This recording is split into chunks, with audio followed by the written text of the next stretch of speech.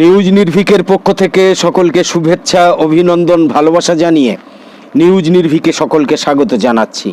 আপনারা দেখছেন নিউজ নির্ভীক, আর প্রতিদিনের মতো আজ 6ই মে 2024 সোমবার ঝটপট 10টা খবরের আরও একটা পর্ব। আজ প্রথমেই রাজ্যের খবরে থাকছে আশুতোষ কলেজের পড়ুয়ার বাড়িতে অস্ত্র ভাণ্ডার, ভোট আবহে আচমকা পুলিশি হানায় পর্দা ফাঁস।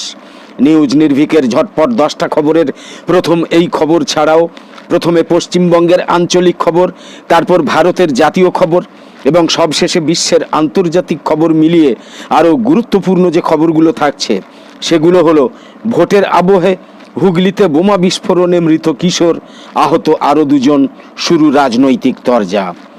দুর্গাপুরের সভা থেকে অনুপ্রবেশ, তোষণ ইত্যাদি ইস্যুতে সরব হলেও সন্দেশখালী স্টিং অপারেশন নিয়ে একদম নীরব অমিত শাহ। সাহস থাকলে মোদি বলুন, ভিডিও জাল। সন্দেশখালী ইস্যুতে সরাসরি প্রধানমন্ত্রীকে চ্যালেঞ্জ তৃণমূলের। ভ্যাপসা গরম থেকে মুক্তি সময়ের অপেক্ষা। দক্ষিণের 6 জেলায় বজ্রবিদ্যুৎ সহ বৃষ্টি আসছে, সঙ্গে প্রবল ঝড়ও, আলিপুর আবহাওয়া দপ্তরের পূর্বাভাস। গাজার প্রতি সংহতি জানিয়ে ইসরায়েলের 2টো সামরিক ঘাঁটিতে হামলা চালিয়েছে ইরাকি প্রতিরোধ যোদ্ধারা। গাজায় ইসরায়েলি গণহত্যার নিন্দা করে দখলদারদের বিরুদ্ধে নিষেধাজ্ঞা আরোপের আহ্বান জানিয়েছে ওআইসি। রাফা থেকে ফিলিস্তিনিদের সরিয়ে নেওয়ার ইসরায়েলি আদেশে হামাসের প্রতিক্রিয়া। গাজা উপত্যকার কেরাম সালম ক্রসিংয়ে হামাসের রকেট হামলায় 3 জন ইসরায়েলি সেনা নিহত হয়েছেন। ইউক্রেনের প্রেসিডেন্টের বিরুদ্ধে গ্রেপ্তারি পরোয়ানা জারি করেছে রাশিয়া। সব মিলিয়ে নিউজ নির্ভীকের ঝটপট 10টা খবরের আজকের পর্বে দেখে নিন এমনই সব গুরুত্বপূর্ণ কম বেশি 10টা খবর। আশুতোষ কলেজের পড়ুয়ার বাড়িতে অস্ত্র ভাণ্ডার, ভোট আবহে আচমকা পুলিশি হানায় পর্দা ফাঁস। অভিযুক্তের বাড়ি থেকে বিপুল পরিমাণ অস্ত্রশস্ত্র বাজেয়াপ্ত করা হয়েছে। ভোটের মুখে আচমকা পুলিশি হানায় পর্দা ফাঁস। ওই ছাত্রসহ 2 জনকে গ্রেপ্তার করেছে পুলিশ। অভিযুক্তের বাড়ি থেকে বিপুল পরিমাণ অস্ত্রশস্ত্র বাজেয়াপ্ত করা হয়েছে। অস্ত্র চোরাচালানের সঙ্গে ওই কলেজ পড়ুয়া যুক্ত রয়েছে কিনা তাও খতিয়ে দেখা হচ্ছে। রবিবার রাতে গোপন সূত্রে পাওয়া খবরের ভিত্তিতে পুলিশ গড়িয়ার 52 পল্লী এলাকায় হানা দেয়। সেখানকার বাসিন্দা হিরণময় নস্করের বাড়িতে তল্লাশি চালানো হয়। তল্লাশিতে মেলে সাফল্য। কলেজ ছাত্রের বাড়ি থেকে একটা 1 শাটার বন্দুক, 2টো 7mm পিস্তল, 30 রাউন্ড লাইভ কার্তুজ, 5 কেজি বারুদ এবং 25 বান্ডিল সুতলি দড়ি উদ্ধার করা হয়। পুলিশ সূত্রে খবর, হিরণময় নস্কর ওরফে রানা আশুতোষ কলেজের রাষ্ট্রবিজ্ঞানের 3য় বর্ষের ছাত্র। তাকে গ্রেপ্তার করেছে পুলিশ। এছাড়া এই ঘটনায় বিজয় হালদার ওরফে ভূতমকেও গ্রেপ্তার করেছে পুলিশ। ভোটের আবহে হুগলিতে বোমা বিস্ফোরণে মৃত কিশোর, আহত আরও 2 জন, শুরু রাজনৈতিক তরজা। ভোটের আবহে রক্তাক্ত হুগলির পান্ডুয়া বোমা বিস্ফোরণে মৃত্যু হয়েছে এক কিশোরের। ঘটনায় আহত আরও 2 কিশোর। আহত এক কিশোরের বাঁ হাত উড়ে গিয়েছে। আহতরা হুগলির ইমামবাড়া হাসপাতালে চিকিৎসাধীন। পান্ডুয়ার 3 নেতাজি পল্লীর কলোনিতে এই ঘটনা ঘটেছে। ঘটনাস্থলে আসে বোম স্কোয়াড। ঘটনার তদন্ত শুরু করেছে হুগলি গ্রামীণ পুলিশ। অতিরিক্ত পুলিশ সুপার কল্যাণ সরকার জানিয়েছেন, বম স্কোয়াডকে খবর দেওয়া হয়েছে। আরও কিছু বিস্ফোরক থাকলে তার খোঁজ করা হচ্ছে। দুর্ঘটনাস্থল ঘিরে রাখা হয়েছে। পুলিশ এবং স্থানীয় সূত্রে খবর, নিহত কিশোরের নাম রাজ বিশ্বাস, বয়স 11। রাজের বাড়ি পূর্ব বর্ধমানে। পান্ডুয়াতে তার মামার বাড়ি। গরমের ছুটিতে মামার বাড়িতে বেড়াতে এসেছিল সে। সোমবার সকালে পাড়ারই আরও 2 বন্ধুর সঙ্গে রাস্তায় ক্রিকেট খেলছিল। খেলার সময় বল গিয়ে পড়ে পুকুর পাড়ে। সেখানে আবর্জনার মধ্যে একটা বালতি রাখা ছিল। বুঝতে না পেরে বল তুলতে গিয়ে ওই বালতির মধ্যেই হাত ঢোকায় কিশোর। তাতেই বিস্ফোরণ হয়। বিকট শব্দে কেঁপে ওঠে গোটা এলাকা। আহত কিশোরের নাম রূপম বল্লভ, অপরজনের নাম সৌরভ চৌধুরী। দুর্গাপুরের সভা থেকে অনুপ্রবেশ, তোষণ ইত্যাদি ইস্যুতে সরব হলেও সন্দেশখালী স্টিং অপারেশন নিয়ে একেবারেই নীরব অমিত শাহ। সন্দেশখালী ইস্যুতে অনেকটা ধরি মাছ না ছুঁই পানি অবস্থান বিজেপির কেন্দ্রীয় নেতৃত্বের। রাজ্যে নির্বাচনী প্রচারে এসে অমিত শাহের মতো হেভিওয়েট নেতার এই নিয়ে নীরবতাই তার প্রমাণ। সোমবার কৃষ্ণনগরের রোড শোতে সন্দেশখালী স্টিং ভিডিও নিয়ে সাংবাদিকদের প্রশ্নের মুখে পড়ে ঘুরিয়ে মমতা বন্দ্যোপাধ্যায় সরকারের উপরেই দায় চাপালেও দুর্গাপুরের প্রকাশ্য জনসভায় তিনি সন্দেশখালীর নাম পর্যন্ত মুখে আনেননি, বরং তোষণ, অনুপ্রবেশের মতো জাতীয় স্তরের একাধিক ইস্যুতেই রাজ্যের শাসক দলের বিরুদ্ধে হাতিয়ার করেছেন অমিত শাহ। সোমবার লোকসভা ভোটের জোড়া প্রচারে বঙ্গ সফরে এসেছিলেন কেন্দ্রীয় স্বরাষ্ট্রমন্ত্রী অমিত শাহ। প্রথমে তিনি কৃষ্ণনগরের বিজেপি প্রার্থী অমৃতা রায়ের সমর্থনে রোড শো করেন। সেখানে সাংবাদিকদের প্রশ্নের জবাবে সন্দেশখালী নিয়ে গোটা দায় চাপিয়েছেন রাজ্য সরকারের উপর। মহুয়াগড়ে দাঁড়িয়ে আবার রানী সাহেবা অমৃতা রায়ের জয় নিশ্চিত বলে প্রত্যয়ী বার্তা দিয়েছেন অমিত শাহ। এরপর তিনি চলে যান দুর্গাপুরে। তিলক ময়দানে বর্ধমান দুর্গাপুরের বিজেপি প্রার্থী দিলীপ ঘোষের সমর্থনে জনসভা করেন। সাহস থাকলে মোদি বলুন ভিডিওটা জাল। সন্দেশখালী ইস্যুতে সরাসরি প্রধানমন্ত্রী নরেন্দ্র মোদীকে চ্যালেঞ্জ করেছে তৃণমূল।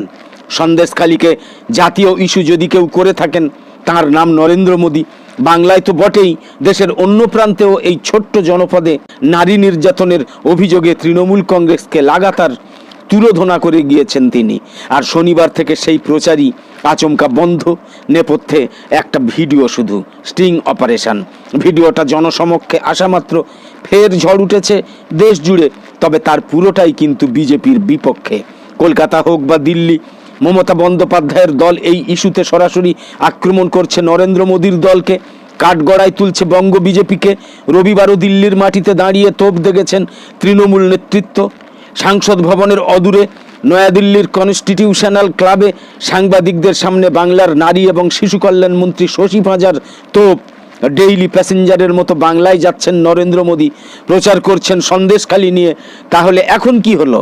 সাহস থাকলে প্রধানমন্ত্রী বলুন সন্দেশখালী নিয়ে সোশ্যাল মিডিয়ায় ভাইরাল ভিডিওটা ফেক ভিডিও। তৃণমূলের দাবি সন্দেশখালী ইস্যুতে 24 ঘন্টার মধ্যে ক্ষমা চাক বিজেপি। না চাইলে পরিষ্কার হয়ে যাবে ওই ভিডিওর বক্তব্যই সত্যি। দলের 2 রাজ্যসভার এমপি সাগরিকা ঘোষ এবং সাকেত গোখেলকে পাশে নিয়ে শশী পাঁজার প্রশ্ন, সন্দেশখালী নিয়ে স্বয়ং প্রধানমন্ত্রীর মিথ্যা প্রচারের বিরুদ্ধে নির্বাচন কমিশনই বা স্বতঃপ্রণোদিত ব্যবস্থা নিচ্ছে না কেন? কোথায় গেল জাতীয় মহিলা কমিশন? ইতিমধ্যেই তৃণমূল ঠিক করেছে সন্দেশখালীর ঘটনা নিয়ে বিজেপির মিথ্যাচার দেশ জুড়ে ফাঁস করা হবে। দিল্লি তো বটেই, অসম, উত্তরপ্রদেশ, মেঘালয় যেখানে তৃণমূল প্রার্থী রয়েছে সেখানেও এই ভিডিওটা তুলে ধরে বাংলাকে অসম্মান করার বিজেপির ব্লুপ্রিন্ট সর্বসমক্ষে আনতে চান তৃণমূল নেতারা। ভ্যাপসা গরম থেকে মুক্তি সময়ের অপেক্ষা কেবল।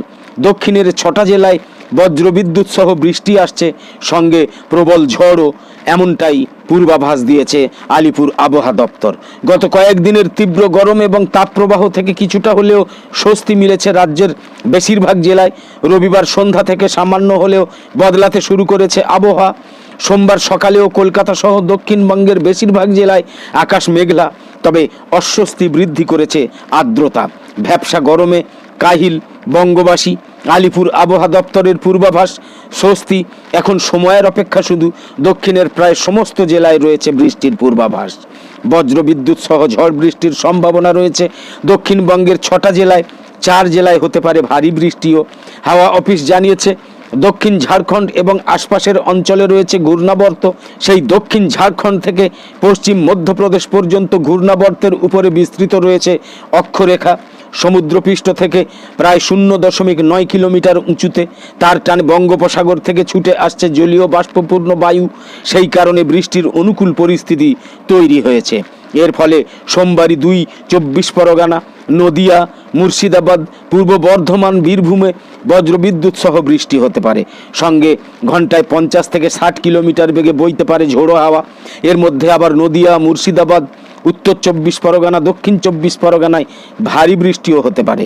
এই জেলাগুলোতে কমলা সতর্কতা জারি করা হয়েছে।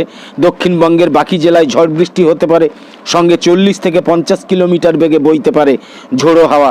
সেখানে হলুদ সতর্কতা জারি করা হয়েছে। গাজার প্রতি সংহতি জানিয়ে ইসরায়েলের 2টো সামরিক ঘাঁটিতে হামলা চালিয়েছে ইরাকি প্রতিরোধ যোদ্ধারা। এই হামলায় তারা ড্রোন ব্যবহার করেছে বলে আজ সোমবার এক বিবৃতিতে জানিয়েছে ইরাকের প্রতিরোধ যোদ্ধাদের জোট পপুলার মোবিলাইজেশন ইউনিট বা PMU জানিয়েছে আজ সকালে ইসলামী প্রতিরোধ যোদ্ধারা দখলদার ইসরায়েলের ভেতরের দুটো গুরুত্বপূর্ণ ঘাঁটিতে ড্রোন দিয়ে হামলা চালিয়েছে। এর মধ্যে এইলাত বা উম্মুল রাসরাস শহরের একটা সামরিক ঘাঁটি রয়েছে। বিবৃতিতে ইরাকি প্রতিরোধ যোদ্ধারা জানিয়েছে, ফিলিস্তিনি বেসামরিক জনগণ, বিশেষ করে নারী এবং শিশুদের ওপর ইহুদিবাদী ইসরায়েলি সেনাদের বর্বরতার প্রতিবাদে এবং গাজার প্রতিরোধ যোদ্ধাদের প্রতি সংহতি জানিয়ে এই হামলা চালানো হয়েছে। পিএমইউ তাদের বিবৃতিতে বলেছে, ইসরায়েলের গণহত্যা বন্ধ না হওয়া পর্যন্ত বর্ণবাদী শক্তির বিরুদ্ধে ইরাকি প্রতিরোধ যোদ্ধাদের হামলা চলতেই থাকবে। গাজায় ইসরায়েলি গণহত্যার নিন্দা করে দখলদারদের বিরুদ্ধে নিষেধাজ্ঞা আরোপের আহ্বান জানিয়েছে ওআইসি। ফিলিস্তিনের অবরুদ্ধ গাজা উপত্যকায় ইহুদিবাদী ইসরায়েল যে বর্বর আগ্রাসন চালাচ্ছে তার কঠোর নিন্দা এবং সমালোচনা করেছে ইসলামী সহযোগিতা সংস্থা বা ওআইসি। এই অপরাধের জন্য ইহুদিবাদী ইসরায়েলের বিরুদ্ধে আন্তর্জাতিক নিষেধাজ্ঞা আরোপেরও আহ্বান জানিয়েছে 57টা মুসলিম দেশের এই সংস্থাটা। গাম্বিয়ার রাজধানী বানজুলে ওআইসির 15তম শীর্ষ সম্মেলন শেষে গৃহীত প্রস্তাবে এই আহ্বান জানানো হয়েছে। গত 4 এবং 5 মে বানজুলে ওআইসির শীর্ষ সম্মেলন অনুষ্ঠিত হয়েছে। রাফা থেকে ফিলিস্তিনিদের সরিয়ে নেওয়ার ইসরায়েলি আদেশে হামাসের প্রতিক্রিয়া। গাজার সর্বশেষ নিরাপদ শহর রাফা থেকে ফিলিস্তিনিদের সরিয়ে নেওয়ার আদেশ সহিংসতাকে উস্কে দেবে। রবিবার 5 মে বার্তা সংস্থা রয়টার্সকে দেয়া এক সাক্ষাৎকারে এমন মন্তব্য করেছেন হামাসের সিনিয়র কর্মকর্তা সামি আবু জুহুরি। তিনি বলেছেন, গাজার সর্বশেষ নিরাপদ শহর রাফা থেকে ফিলিস্তিনিদের সরিয়ে নেওয়ার আদেশ দিয়েছে ইসরায়েল। রাফায় তাদের অভিযান বড় ধরনের বিপর্যয় ডেকে আনবে। এর মাধ্যমে মূলত ইসরায়েল সহিংসতাকেই উস্কে দিচ্ছে।